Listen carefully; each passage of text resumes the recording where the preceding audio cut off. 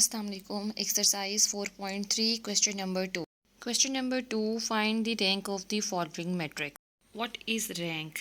Rank is the number of non-zero rows in echelon or reduced echelon form. अब इसके अंदर हमने check करना है एचिलोन फॉर्म कौन सी होती है। एचिलोन फॉर्म जिसके अंदर लोअर ट्रायंगल जीरो की बनती है, ठीक है, और हमारी रेड्यूस एचिलोन के अंदर लोअर ट्रायंगल भी 1 0 की हो और अपर ट्रायंगल भी 0 की हो। रैंक निकालने के लिए इस क्वेश्चन के अंदर जो हमें वैल्यूज़ दी हुई हैं, अब हमारा टारगेट क्या है कि जो फर्स्ट रो है उसकी फ़र्स्ट नॉन ज़ीरो एंट्री जो है वो 1 होनी चाहिए। ये ऑलरेडी हमारे पास 1 है। नीचे हमने क्या बनाने हैं, ज़ीरो।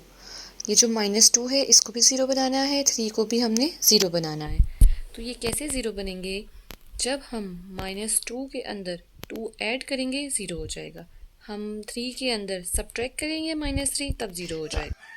अब हमने देखना है कि ये जो हमारे पास 2 है ये किस रो में पड़ा हुआ है, ये रो 2 में पड़ा हुआ है, ठीक है। लोकेशन ये रो 2 में पड़ा हुआ है, इसलिए पहले रो 2 लिख दी है। रो 2 में क्या ऐड या सब्ट्रैक्ट करने से ज़ीरो हो रहा है? 2 ऐड करने से ज़ीरो हो रहा है।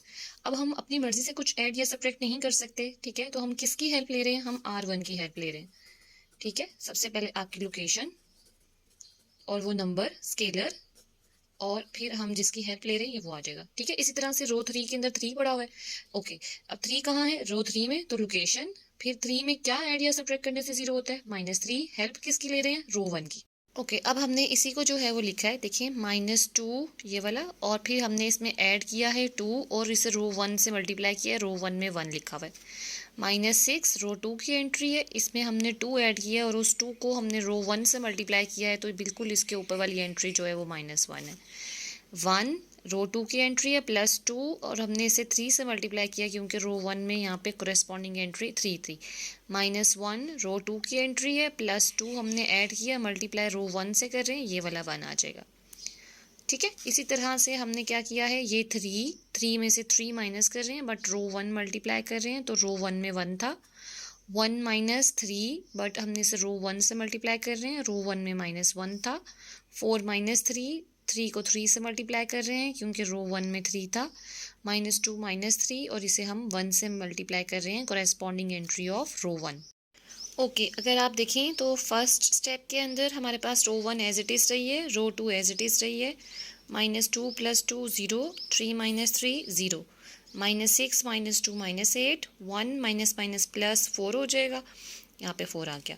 1 + 2 3 दा 6, 6 और 1 7, 3 3 दा 9, माइनस का 9 है, उसमें से 4 सब्ट्रैक्ट कर देंगे, -5, -1 + 2 1, -2 -3 -5। अच्छा, अब हमारा नेक्स्ट टारगेट है कि हमने अब ये जो हमारा -8 है ना, इसको 1 बनाना है, ठीक है। अब ये -8 जो है ये 1 कैसे बनेगा, क्योंकि 1 के नीचे तो 2 0 बन चुके हैं। अब हमारा नेक्स्ट टारगेट है, हमने सेकंड रो के अंदर जो -8 पड़ा हुआ है, ये कहाँ पड़ा हुआ है? सेकंड रो के अंदर, इसको हमने बनाना है 1।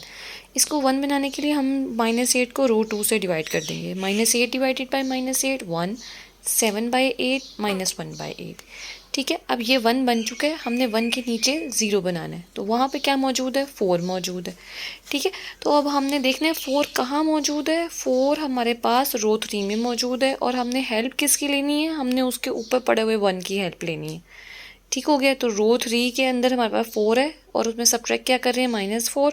हेल्प किसकी ले रहे हैं? रो 2 की हेल्प। अब हमने देखा है कि हमारे पास 4 कहाँ मौजूद था? रो 3 में, लोकेशन, स्केलर, और हम हेल्प किसकी ले रहे हैं? रो 2 की हेल्प ले रहे हैं, ठीक है। तो अब हमने क्या किया है, रो 1 और रो 2 एज इट इज़ आ जाएंगी। चेंज किस में आ रहा है? रो 3 में, 0 -0 0, 4 -4, कोरेस्पॉन्डिंग एंट्री मल्टीप्लाई किया है, 1 आ जाएगा, ठीक है। -5 as it is, corresponding entry -7/8 4 से मल्टीप्लाई होगी। नेक्स्ट हमारे पास जो है -5 और उसके साथ हम माइनस कर रहे हैं 4, और उसकी कोरेस्पॉन्डिंग एंट्री -1/8 आ जाएगी, बिल्कुल उसके ऊपर ही पड़ी हुई है। अब हमने क्या किया, सिंप्लीफिकेशन के बाद ये मैट्रिक्स हमारे पास बन गया, और लोअर ट्रायंगल 0 की मेन डायगोनल को 1 बनाना है, और जो ये लोअर ट्रायंगल है 0 की, ये हमारे पास बन चुकी है, ठीक है। लोअर ट्रायंगल 0 की बन चुकी है। अब हम इस -3/2 को 1 बनाने के लिए, ये कहाँ मौजूद है? ये रो 3 में मौजूद है। इसको हम 2/3 को रो 3 से मल्टीप्लाई कर देंगे। जब हम इसे मल्टीप्लाई करेंगे ये 1 बन जाएगा, और फिर जब हम -9/2 को -2/3 से मल्टीप्लाई करेंगे ये कैंसिल हो जाएगा और 3 आ जाएगा, ठीक है। तो ये 3 आ गया, ओके, अब ये जो आपकी यहाँ तक बन गई ना, ये बन गई है आपकी एचिलोन फॉर्म। ठीक है, एचिलोन फॉर्म के अंदर हमने रैंक निकालना था। रैंक के लिए हमारे पास नंबर ऑफ़ नॉन ज़ीरोज़ की बात थी। Number of non zero rose count कर लेते हैं, कितनी रोज़ हैं, 1 2 3। तो हमारे पास कितनी रोज़ हैं, 3। तो इसका जो रैंक हो जाएगा वो आपके पास हो जाएगा 3। अब हमने इसको करना है रिड्यूस एचिलॉन फॉर्म के अंदर। रिड्यूस एचिलॉन फॉर्म में हमारे पास अपर ट्रायंगल भी ज़ीरो की होती है। अपर ट्रायंगल ज़ीरो बनाने के लिए हमें ये जो 1 है इसके ऊपर ज़ीरो चाहिए, और ये जो 1 है इसके ऊपर ये दोनों एंट्री ज़ीरो चाहिए। ठीक है, अब ना ये देखें, ये था -1। जब ये -1 है और ये 1 है, तो सिंपल सी बात है कि जब हम -1 में 1 ऐड करेंगे तो ज़ीरो हो जाएगा। तो आपके पास ये 1 कहाँ पड़ा हुआ है, ये रो 2 में मौजूद है। और आप किसको ज़ीरो बनाना चाहते हैं, आप ऊपर वाली टर्म को ज़ीरो बनाना चाहते हैं। तो आपने क्या किया, रो 1 में रो 2 ऐड कर दिया। तो -1 में 1 ऐड करेंगे, ज़ीरो, और ये सिंपल 3 - 7/8, ये 1 - 1/8। ओके, ये जो अब आपके पास 1 था ना, आपने इसके ऊपर तो ज़ीरो बना लिया। अब आपने अपने बाकी 2 टर्म्स जो हैं वो ज़ीरो बनानी है। ठीक है, जैसे कि 1 के ऊपर है -7/8 और 1 के ऊपर है 17/8। अब आपने देखना है कि 17/8 कहाँ पे मौजूद है, ये रो 1 के अंदर मौजूद है। ठीक है, अब आप मुझे बताएं 17/8 में क्या ऐड या सब्ट्रैक्ट करेंगे कि ज़ीरो हो जाएगा। आप इसमें से माइनस करेंगे 17/8, ये ज़ीरो हो जाएगा। क्या +8 किसकी हेल्प ले रहे हैं, 17/8 रो 1 में मौजूद है, रो 1 आ गया। क्या सब्ट्रैक्ट कर रहे हैं, -17/8, किसकी हेल्प ले रहे हैं, रो 3 की। रो 2 में क्या मौजूद है, -7/8। हमने अच्छा, अब ना आपके पास देखिए, आपकी जो रो 2 थी ना, उस रो 2 के अंदर आपने ऐड किया था 7/8 और उसे रो 3 से मल्टीप्लाई किया था। सिंप्लीफिकेशन के बाद आपके पास ये आपका पूरा का पूरा मैट्रिक्स बन जाता है। ठीक है, मल्टीप्लिकेशन के बाद +7/8 आपके सामने आपके पास लोअर ट्राइंगल भी ज़ीरो की बन चुकी है, अपर ट्राइंगल भी ज़ीरो की बन चुकी है। अब ये चाहे कुछ भी हो, -11/2, ये तो हमारे आंसर है। ये हमारा मेन मैट्रिक्स था। ये रेड्यूस एचिलोन फॉर्म है।